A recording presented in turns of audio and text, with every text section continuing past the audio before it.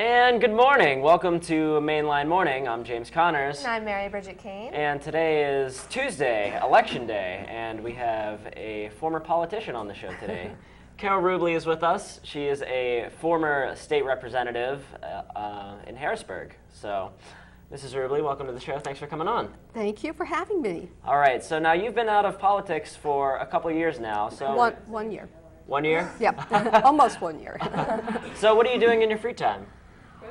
Frankly, I'm finding there's not a lot of free time, but it's been quite an adjustment after having a very hectic life, serving for 16 years in the legislature. I stepped down beginning of December last year, but I've been able to do some traveling, like 3 weeks in France, things that I wasn't able to do when we were in the legislature. We had 2 weeks in Boston and Cape Cod, so I'm also serving on boards of various nonprofits. I had chaired a task force on establishing a trauma center in Chester County, and fortunately we're dormant now on that because we think Paoli will be the site, and I'm anxious to get a trauma center in the county. I'm working with Friends of Valley Forge Park, also with Surrey Services Board, taking mainline school night classes, fun things. So it sounds like you are still pretty active. Oh, yeah. So when did you first realize that you wanted to be involved in politics? You know, this was not a dream of mine. Although I was thinking back when I was in college many, many years ago, I was part of the Connecticut Intercollegiate State Legislature, and it was colleges from across the state, and we would go up to Hartford and run the government once a year, never thinking I'd ever actually be doing that. But I became involved when I moved here many years ago, but in local issues, working with the League of Women Voters, and I did a lot of environmental and land use work, and that led to me getting on the Planning Commission in Tredyffrin, and then eventually running for supervisor. But it wasn't as part of my agenda then to move on to the legislature. Things evolved. Okay. So now what was it like working in Harrisburg on a day-to-day basis? Always interesting, always different, very hectic. I mean, it's just kind of a crazy life there. You run from meeting to meeting. We have hearings. Many times you have hearings around the state on certain issues. You do field trips looking at sites. I was on the environmental committee the whole time I was there, and we'd get out to look at land use facilities or landfill facilities and things like that. And then we're in session, and that can go anywhere from maybe 3 hours to sometimes we went around the clock straight. So wow. Yeah, it always was stimulating and just very interesting. I loved it. Great. Okay, well, we'll take a quick break and head over to Heather Ashley with the weather. Thanks, Mary Bridget. It is currently 36 degrees and sunny. Today's high will be 59 degrees with a low of 34. There is a freeze warning in effect from midnight tonight to 9 a.m. Wednesday, so be sure to protect your outdoor plants and animals tonight. As we look at the 5-day forecast, Wednesday will be partly sunny with a high of 52 degrees and a low of 33 degrees. On Thursday, we will be seeing a couple of showers with a high of 51 degrees and a low of 35. On Friday, it will be partly sunny again with a high of 49 degrees and a low of 32 degrees.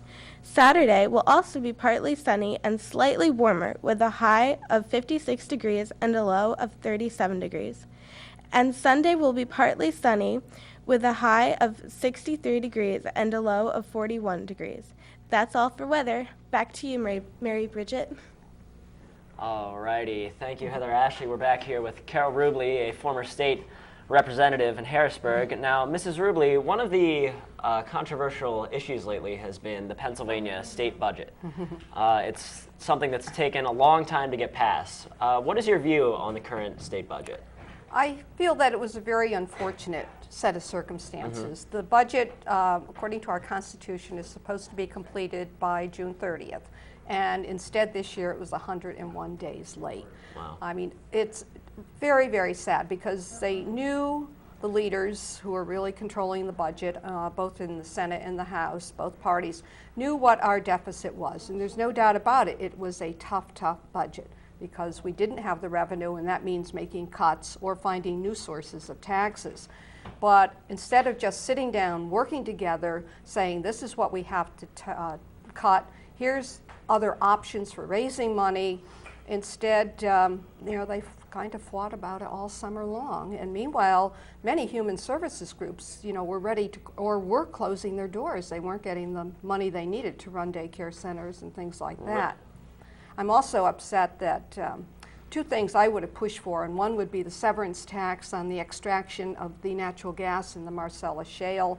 Almost all the states that are allowing this to happen impose the tax.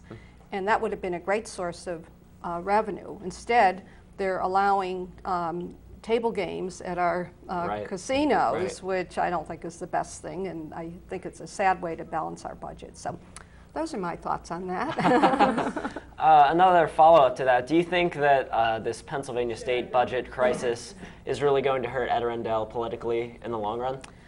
I don't know what Ed Rendell's going to do next. He can't run for governor, so he has one more year. Right. And he has said publicly that that's it. But knowing him, there's really no saying what he's going to do next. But it doesn't look well for anyone, I think, in this whole process. Okay. Mm-hmm.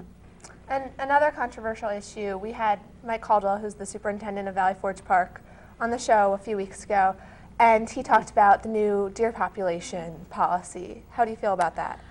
Well, I feel very strongly about that. When I was fairly new in office, I had a town meeting and invited the residents in my district who live around the park to come to a meeting, and we had people in talking about the deer situation. It was held at the park.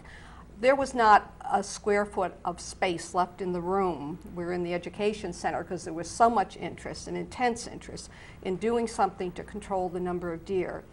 And now we're talking about 15 years later, and the park, these are previous superintendents, they did studies to count the deer, they did exclosure studies to show what vegetation would grow if the deer can't get in. I mean, study, and there was no doubt about it. They knew there were far too many deer for the carrying capacity of the land. So I think there's no choice. They've allowed it to go on too long, but I recognize they had to get approval from the Department of Interior and go through a lot of paperwork. So it's sad. No one is applauding this, but with the situation with Lyme disease, with the lack of secondary vegetation, the incidence of accidents, there's really no choice. Right. Now, I was reading the Philadelphia Inquirer the other day, and it seems to me that there's already animal rights groups speaking up against this measure. Do you think that this is one of those issues that's just never going to get solved, or do you think this is actually the time that it's going to happen?